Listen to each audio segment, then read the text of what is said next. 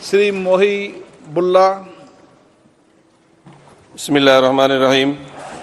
जनाब सदर, मैं आपकी तवज्जो इस तरफ चाहता हूं आपके माध्यम से कि मैं वाहिद आदमी हूं इस सदन में जिसमें वन मैन कमेटी आपके द्वारा बनाई गई सरकार के, और मैं उसमें पेश हुआ 123 प्रॉपर्टी में। जस्टिस आर्यन ने जो रिपोर्ट पेश की, आज तक वक्फ बोर्ड को नहीं बताया गया, चूंकि वो आपकी मंशा के खिलाफ थी और गवर्नमेंट की मंशा के मुताबिक नहीं थी। 123 प्रॉपर्टी में जब मंशा के खिलाफ हमारे नहीं आई, मंशा के मुताबिक नहीं आई, तो हमने 2 मैन कमेटी बनाई और 2 मैन कमेटी ने भी कोई रिपोर्ट वक्फ बोर्ड को नहीं दी, जबकि वक्फ एक्ट जो है 1995 जो है वो पार्लियामेंट से पास शुदा है कि हम पार्लियामेंट के जो एहतराम है उसका नहीं कर रहे, उसके हुकूक का। इसी तरह से सर सूबाई हुकूमतों को इख्तियार दिया गया। सर हिंदू एंडोमेंट में जो कर्नाटका और तमिलनाडु में है वहां कोई मुस्लिम नहीं हो सकता, और 26 में आर्टिकल 26 का वायोलेशन है। 4 धाम में ये लिखा हुआ वाज़े तौर पर कि सिर्फ हिंदू होगा। बिहार उड़ीसा में भी यही लिखा हुआ है। पंजाब हरियाणा में गुरुद्वारा प्रबंधन कमेटी में सिर्फ सिख होगा ओनली, और ये उनका अधिकार है जिसको माना गया है। लेकिन मुस्लिम के साथ में यह अन्याय क्यों है?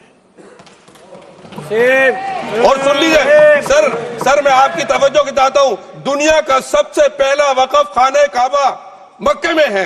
क्या हम उसके ऊपर भी सवाल उठाएंगे कि वहां पर भी हमारा कोई हिंदू भाई हो? हम अपने वकार को, अपनी इज्जत को, अपने मुल्क की, अपने शान को, अपने संविधान को खुद अपने पैरों तले रौंद रहे हैं।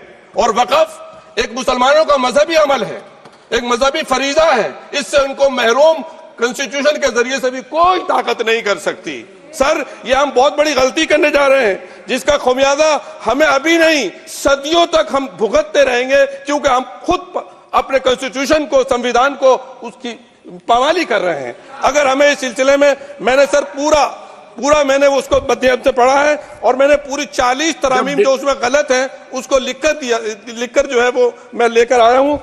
सर इसके जरिए से सरकारी अमले को बाज़ाब्ता तौर पर यह हक आखिर तो कलेक्टर को दिया जा रहा है, सर्वे कमिश्नर के इख्तियारात खत्म किए जा रहे हैं। आखिर सर्वे कमिश्नर भी तो गवर्नमेंट ऑफ इंडिया का होता है। सर ऐसे कैसे कर सकते हैं हम? और फिर सर उसमें मेरे मजहब के मुतालिक चीजें हैं तो वो कैसे कोई दूसरा तय करेगा? क्या कुरान में क्या लिखा है, फिक़ा में क्या लिखा है, इस्लाम में क्या लिखा है, ये आप तय करेंगे या मैं तय करूंगा? सर इससे हम मजहब में दखल अंदाजी कर रहे हैं, इंटरफेरेंस ऑफ द रिलीजन कर रहे हैं। सर इस तरह के कवानीन से मुल्क की स्टाक को नुकसान पहुंचेगा। कॉन्स्टिट्यूशन की स्पिरिट हम खत्म कर देंगे, और अगर ये होगा तो कोई भी अकलियत, कोई भी माइनॉरिटी अपने आप को हिंदुस्तान में सेफ नहीं करेगी। पिछले दिनों सिखों के साथ भी ये हुआ, और कुछ ईसाई भाइयों के साथ भी इस तरह के वाकयात हुए हैं, जिसकी वजह से सब लोग अपने आप को असहाय महसूस कर रहे हैं। 10 साल से जो मुल्क में माइनॉरिटीज के साथ, उनके हुकूक के साथ, उनके रिलीजन फ्रीडम के साथ जो खिलवाड़ किया जा रहा है, उससे रूह कांप जाती है। और दिल ऐसा महसूस होता है कहीं ऐसा ना हो कि जनता इन हुकूक के लिए, कॉन्स्टिट्यूशन को बचाने के लिए